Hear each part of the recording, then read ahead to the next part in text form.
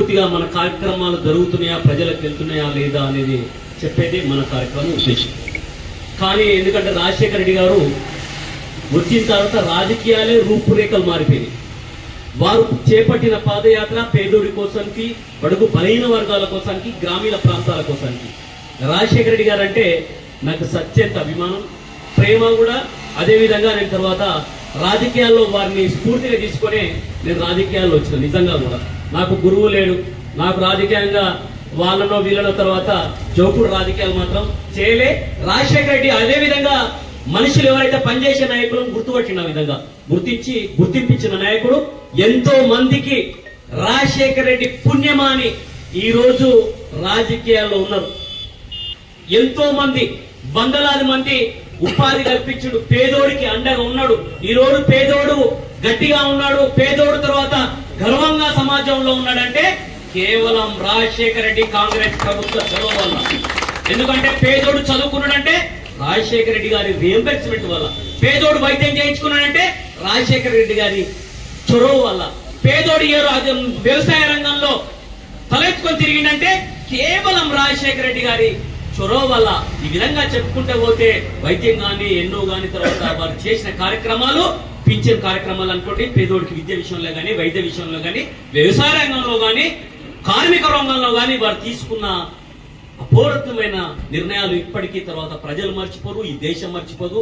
ఆయన ఉన్నా లేకపోయినా స్మరించుకుంటున్నామంటే ఆయన చేసిన చొరవ వల్లనే. అందుకే నేనంట పార్టీకి గాని ప్రజలకు గాని మనం చేసే కార్యక్రమాలు మనం పోయినా గుర్తుపెట్టుకునే విధంగా ప్రజల్లో ఉండాలనే కార్యక్రమాలు చేయాలి తప్ప గాని రోజుకో పార్టీ మార్చి రోజుకో రకంగా స్టేజీల మీద మాట్లాడుతున్న తర్వాత వాళ్ళు కాలగర్భంలో కలిసిపోక తప్పదు.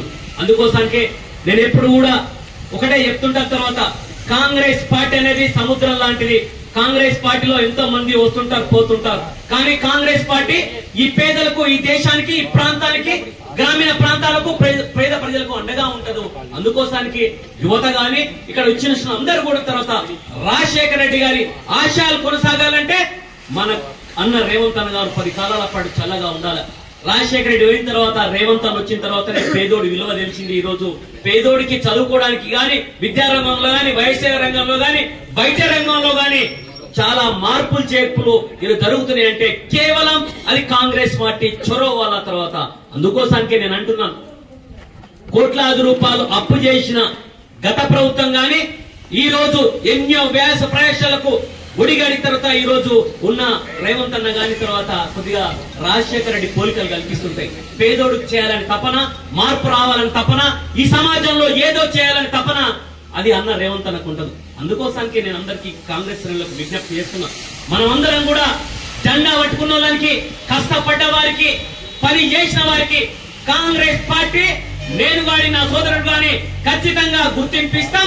గుర్తింపు తీసుకొచ్చే విధంగా వారిని తలెత్తుకొని తిరిగే విధంగా కాంగ్రెస్ పార్టీ మీ ఎన్నట్టు ఉంటుందని గుర్తు చేస్తూ ఖచ్చితంగా తర్వాత అధైర్యపడకుండా పదవులు వచ్చినా రాకపోయినా మీ వ్యక్తిత్వాన్ని మాత్రం భద్రపరచుకోవాలని, మీ వ్యక్తిత్వాన్ని నిలబెట్టుకోవాలని కాంగ్రెస్ పార్టీ జెండాను భుజాన్ని వేసుకొని తిరిగిన నాయకుని ప్రతి ఒక్క నాయకుని గుర్తుపడతాం. తర్వాత నాకు పదవి వస్తుందో రాదో నాకు తెలియదు కానీ ప్రతి కాంగ్రెస్ కార్యకర్తకి, కష్టపడ్డానికి మాత్రం పదవి ఇచ్చే వరకు పోరాటం చేస్తా. మావాడు ఎమ్మెల్యే అవుతాడు ఖచ్చితంగా, తర్వాత తాలూకాకు అభివృద్ధి అవుతాడు. ఆ విధంగా నమ్మకం ఉంది నాకు. తర్వాత నేను పదవుల కోసానికో లేకుంటే దానికోసానికో పనిచేస్తలే, మార్పు తీసుకురావాలా. ఇక్కడ కాంగ్రెస్ పార్టీ ఉండాలా, ఈ గడ్డ మీద కాంగ్రెస్ పార్టీ జెండా ఎగరేయాలా, పేదోడికి అండగా ఉండాలా.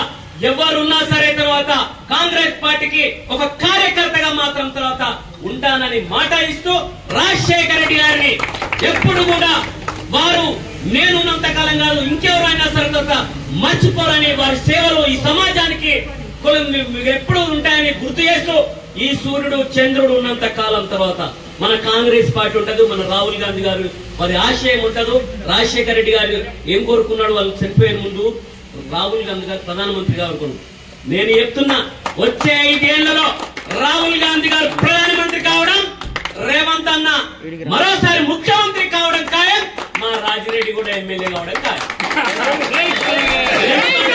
నేనేదో ఉత్సవపూర్తంగా ప్రజలకు ప్రజల మధ్య నుండి దగ్గర పనిచేస్తున్నాం కనుక తర్వాత వారికి కూడా నేను అదే సూచన చేస్తున్నా, మీరు ప్రజల మధ్యలోనే ఉండండి, ప్రజల బాగోగులు తెలుసుకోండి.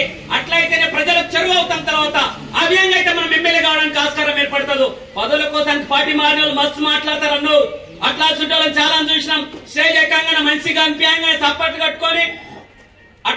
ఉన్నాం. మేము అట్లా కాదు, అక్కడికి వెళ్ళి ఇక్కడికి వచ్చిన వాళ్ళం తర్వాత మా బాధలు తెలుసు కనుక అది ఇంకొకసారి చెప్తాం. అట్లాంటి వారికి కూడా ఈ సందర్భంగా హెచ్చరిక చేస్తున్నాం. తిన్నింటి ఆశ లెక్క పెట్టేటోళ్లకు ఆ కాలమే సమాధానం చెప్తుంది. కాల గర్భంలో కలిసిపోక తప్పదు. అందుకోసానికే వారికి కూడా కాంగ్రెస్ పార్టీ జిల్లా అధ్యక్షుడిగా హెచ్చరిస్తూ మీ వెంబడిస్తాం, ద్రోహులను తరిమి కొడతాం. కాంగ్రెస్ పార్టీకి ఎవరు ద్రోహం చేసినా వారిని పాతాళానికి తొక్కే వరకు ఈ అంజన్న మాత్రం జెండేసుకొని తిరుగుతాడని గుర్తు చేస్తూ మరోసారి రాజశేఖర రెడ్డి గారి ఆశయం కొనసాగడం కోసానికి మేమంతా మనస్ఫూర్తిగా ఇక్కడ చేసిన అందరం కూడా మనస్ఫూర్తిగా మేమందరికి వారు నివాళులర్పిస్తూ వారి ఆశయ సాధన కోసం కాంగ్రెస్ జెండా బుధాన్ని తీసుకొని తిరుగుతామని గుర్తు చేస్తున్నాం.